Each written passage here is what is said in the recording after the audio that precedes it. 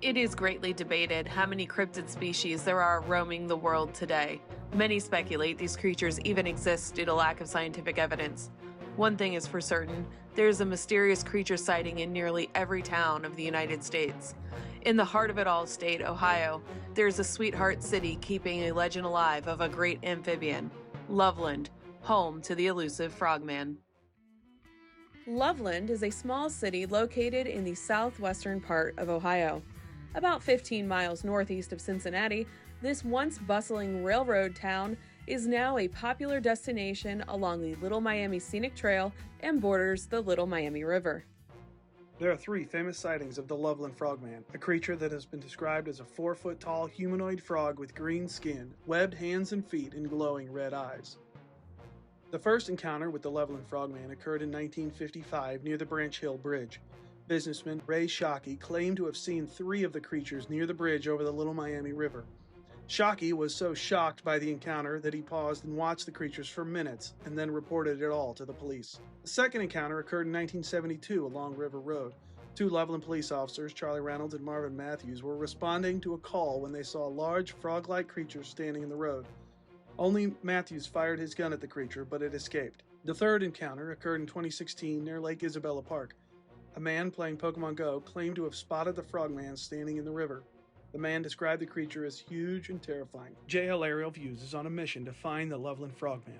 They will be visiting all the locations of the reported sightings and interviewing local business owners to discuss how they are keeping the legend of the Frogman alive today and what it means to them. To begin our journey, we start where most people start their day, getting a cup of coffee, of course. Lo and behold, Mile 42 Coffee is a cafe in downtown Loveland that just so happens to have the Frogman as their logo. I'm Jackie Butler. I'm one of the owners of Mile 42 Coffee. I own it with my husband and my oldest daughter, Katie. We opened our doors actually 3 years ago on February 15th, so 6 weeks before COVID hit.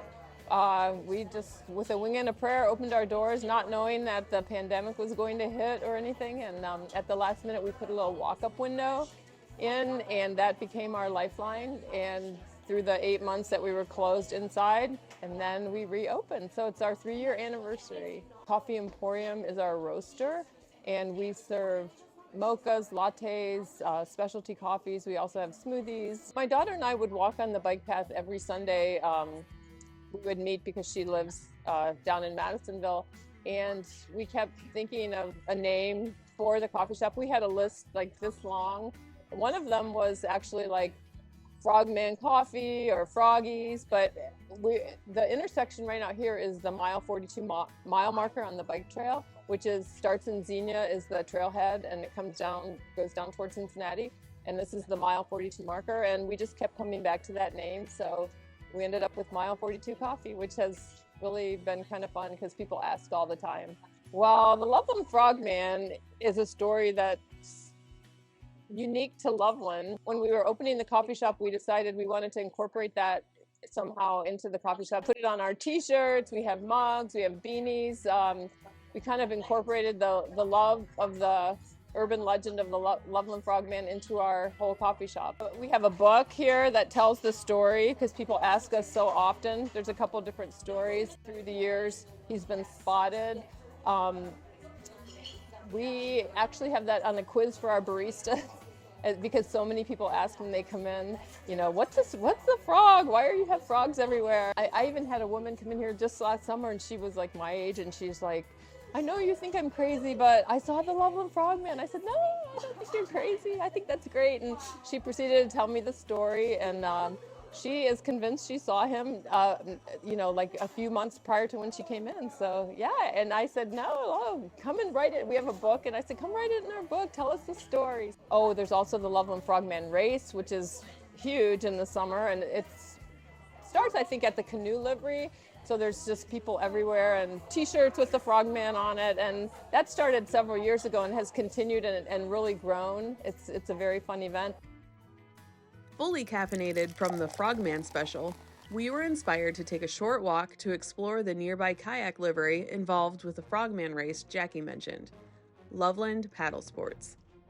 My name is Mark Bersani, and my wife and I own Loveland Paddlesports here in Loveland, Ohio, and we rent kayaks as well as sell kayaks. The great thing about this is a very family-friendly river. So it's a gentle Class 1 float.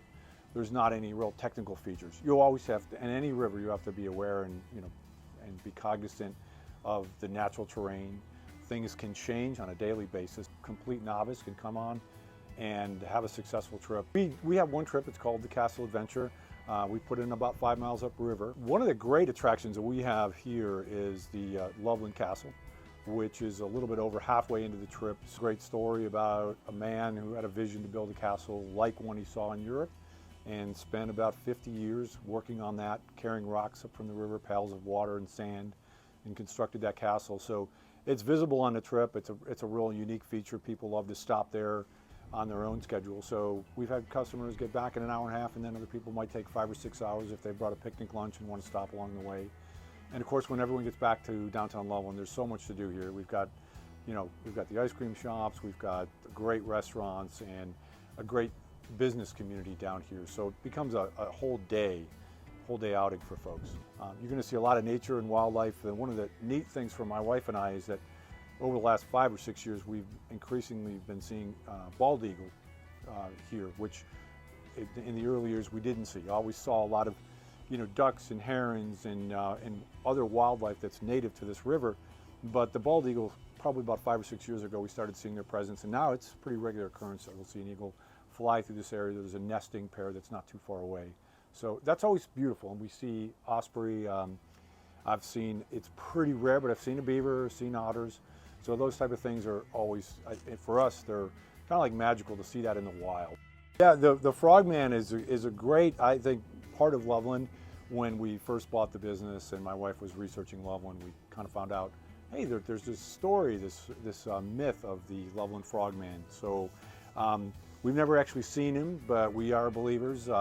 The Frogman for us is all about adventure and exploration, a little bit of mystery. So it's a great story to tell about Loveland, and again, something that's unique to our community. Our Bigfoot. A lot of businesses in the area have really taken to the Frogman, and it's just part of the Loveland mystique. Claim to, but we don't have any video or photographic evidence. So, yep, there have been some claims. I keep looking. I keep looking every time I'm out there. And every fall, we do an event with the Chamber called the Loveland Frogman, which is a unique triathlon. So it starts with a kayaking trip. It's either solo or tandem, and then transitions to bike, and then a run on the trail. That on-water segment is a little bit unique, and that's the piece that my team handles. So we love working with the Chamber on that. They do a great job, and again, it's a kind of a signature event for Loveland every fall. You should talk to Meredith over at the Chamber. Off of Mark's recommendation, we contacted Meredith with the Little Miami River Chamber Alliance to discuss the Frogman race. She agreed to meet us along the route. Hi, I'm Meredith Taylor, and I am the race director for the Loveland Frogman race, which is put on every September here on the Little Miami River and hosted by the Little Miami River Chamber Alliance. The Little Miami River Chamber Alliance is actually a chamber of commerce, and some people get us confused. Are we the city? Do we work for the city? We are actually a separate organization. We're a nonprofit chamber of commerce, and we help support 3 different locations: the city of Loveland, Sims Township, and Miami Township. And we help support businesses, help them thrive, bring economic development to the area, and really help businesses be successful. We get the question a lot about, why do you do a triathlon? Because it's pretty, I won't say easy to do a 5K, but it's a lot less work to do a 5K. There's a lot of work in any race that anybody puts on, to be clear. We live in a really unique and fun area where we have the gorgeous river. We have a bike trail, so we're not having to come up with these random routes, and it really just kind of lends itself to this natural environment where we can do a triathlon. And then we have gorgeous parks here in the Miami Township and Loveland area that we're able to utilize. We could do a swim, but it would be probably slightly dangerous as well as freezing cold in the river. So one of the things as a Chamber of Commerce is we want to help support the businesses. So not only are we supporting and showing off our beautiful landscape here in Loveland while we do the triathlon, we're able to literally support businesses. It's definitely more than just our local race right now. It has grown to out of state, all over Ohio, Kentucky, Indiana. It really is a regional race because it's so unique, right? Like, it's not a traditional triathlon. You can train for it, but it's meant to be fun. It's meant to show off the community, but it is a very unique setting. So when the race was originally designed about 9 years ago, they were trying to come up with a creative name for it. And Frogman just kind of lent itself naturally to the name of the triathlon because of the legend of the Frogman. So just to keep that kind of folklore and that legend alive, we wanted to engage that name with the actual race. And so there is a kind of a funny part of the race.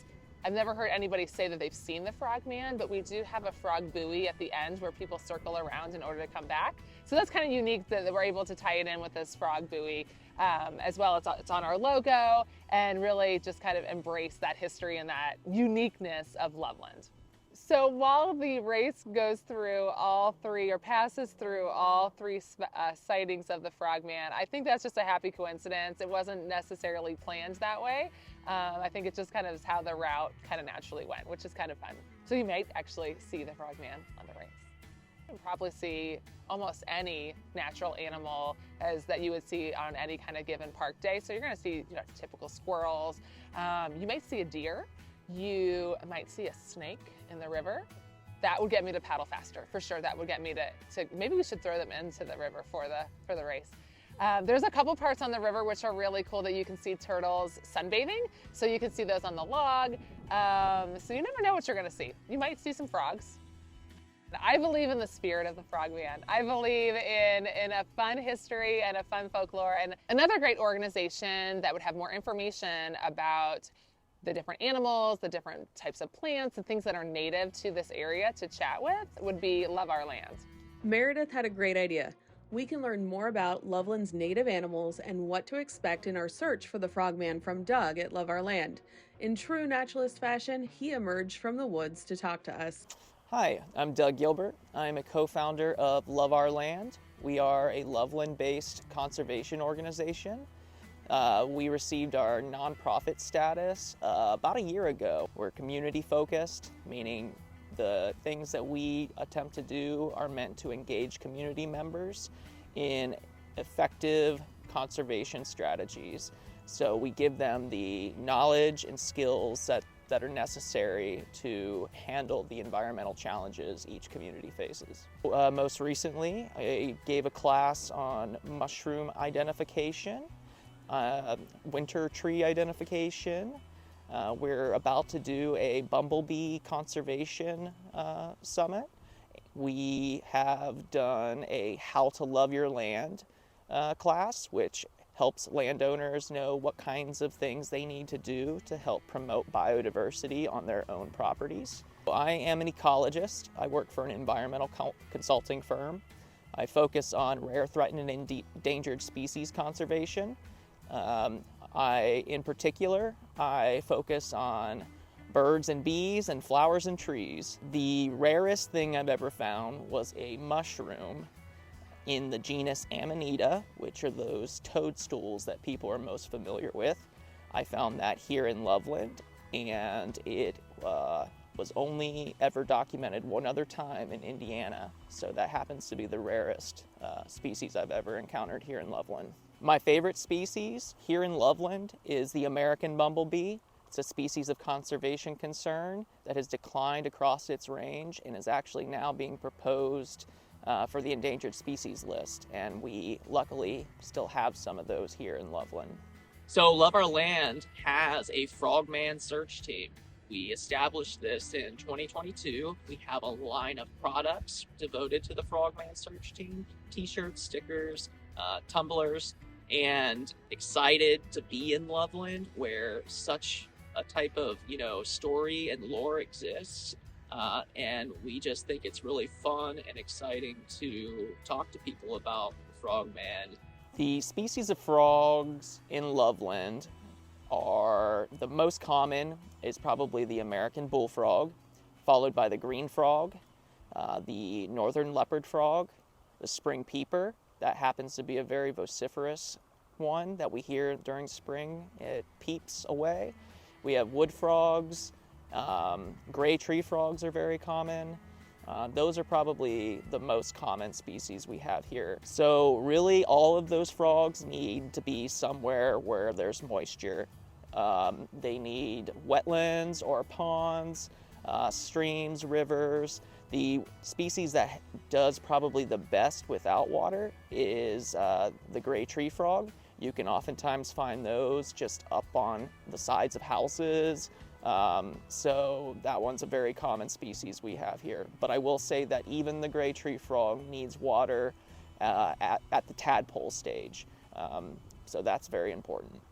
A lot of what frogs eat is it's largely invertebrates, so insects, crustaceans like crayfish. Probably the most interesting diet happens to be the American bullfrog's diet. They can eat fish, small mammals, and they'll even consume ducklings. So if you're ever watching some ducks swim around and you had counted 5 ducklings and then you counted 4, it's very possible that a bullfrog got that. Are any of these frogs close to 4 feet? No, they are not close to 4 feet tall. But if I had to say, you know, who around here might get to that size, it'd definitely be the American bullfrog. Some weird mutation, who knows, maybe. So could the Loveland area sustain the lifestyle of a 4-foot frogman? Really, the amount of water we have around here, the fact that we have some deep, densely forested hills, there are places for things of that nature to hide. And so I think that it's very possible that something like that could sustain itself here in the Loveland area. Things that could be confused with a 4-foot frogman. We're talking about maybe large dogs with mange, or even with some of the earlier sightings, it was thought that a pet iguana, a large pet iguana that had been released, was actually the culprit behind that sighting. It's amazing how the mind and eye will play a trick on you when you're out looking at some of these things. To prepare for looking for frogman, you're probably going to want to go out in the evening. So you're going to need something like a headlamp or a flashlight. We're going to leave any sort of nets or any sort of devices that could catch the frogman at home, because we don't want to anger the frogman. We will, you want to, have a map of the area, do your research on where it is you're going. Anytime you're going out, you want to be familiar with that landscape that you're going into. So you might even want to go out the day before just to scout things out. All amphibious creatures need some form of water, and so if you can find a good water source, whether it's the Little Miami River or a nice pond, that might be where you want to go to check it out. Signs of a large 4-foot frogman: we want to see tracks in the mud or in the sediment. We want to look for potentially carcasses of the things that a 4-foot frogman might eat. So you might see some fish bones or, things like that. Concerns you might have when looking for a 4-foot frogman might be that if you get too close to this thing, we don't really know what's going to happen. So you want to make sure you're keeping your distance from the frogman or whatever other type of wildlife you might engage with. Some other things you might want to be concerned about are potentially some nasty smells. If you think about a creature that is going to be spending its life in an aquatic situation, likely consuming fish and other, maybe some dead animals, you're probably going to be talking about a stinky creature. So maybe bring some nose plugs for that. If you see a 4-foot frogman, you're going to want to get a picture, first and foremost. Then you're going to want to tell somebody who is actually going to think you're not making it up, because I've been in a situation where you tell somebody something and then they just make you second guess yourself, and it's not a good time. But in all reality, get a picture, document it somehow, use iNaturalist. See what iNaturalist says. You know, maybe this frogman is actually a very large iguana or something, and iNaturalist can help sort of sift that out for you. You want to definitely have a camera, because everybody in Loveland and beyond will want to know about your experience with the frogman. We certainly have a fleet of cameras to attempt to capture an image of the frogman from the land, with game cameras, on foot with the thermal, and in the air with the drone and using an underwater camera. Our on-foot search started at Lake Isabella, where the most recent sighting occurred. We deployed a game camera in the woods facing the river. In the meantime, we walked around the grounds, only finding fish, which could be a possible food source, but no 4-foot frog in sight. Then, using the aid of frog sounds to try to lure him in.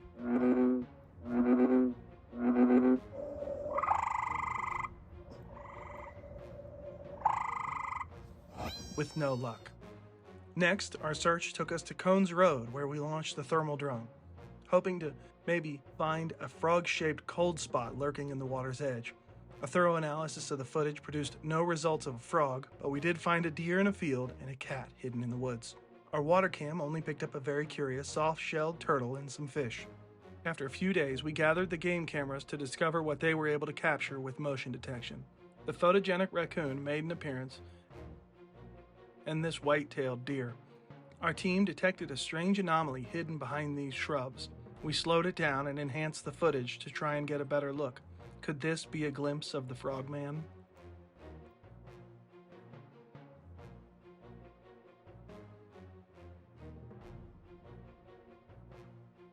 I would say, come get coffee. Everyone wants to meet you. I don't think I'd be afraid. I don't think he's a scary character, but I think I would just be kind of in awe that I was able to actually see this creature that people have talked about for so long. I hope there's no children nearby. There would be words. There would be. It would not be my best day if I saw the actual frogman. And I hope I have a camera. If you see a 4-foot frogman, call me immediately. I want to see this.